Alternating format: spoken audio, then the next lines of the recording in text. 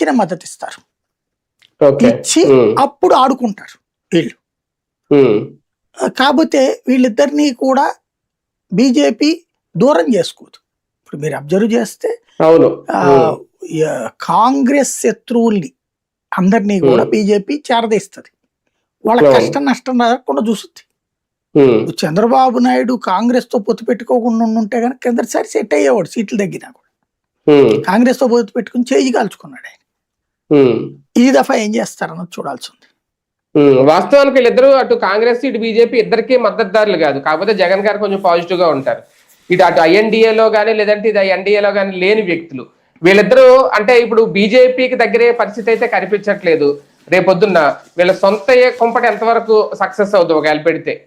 ఏ పార్టీలు కలిసి వస్తాయి? దగ్గర కాలేదు, దూరము కాలేదు, బీజేపీతో టచ్ లోనే ఉంటారు. అవసరమైనప్పుడు బిల్లులకు మద్దతు ఇస్తున్నది బీఆర్ఎస్.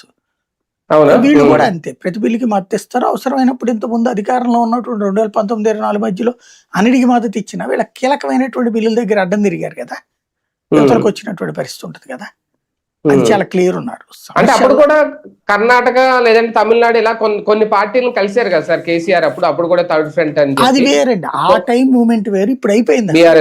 ఇక మళ్ళీ ఆ టైపు పిచ్చి పనులు చేయడం ఆయన. ఈవెన్ బీఆర్ఎస్ మళ్ళీ టీఆర్ఎస్ గా మార్చే ప్రయత్నం చేస్తున్నారు కవితకు భయపడి. ఆవిడేదో తెలంగాణ రాష్ట్ర సంఘం అని ఇట్లా పేరు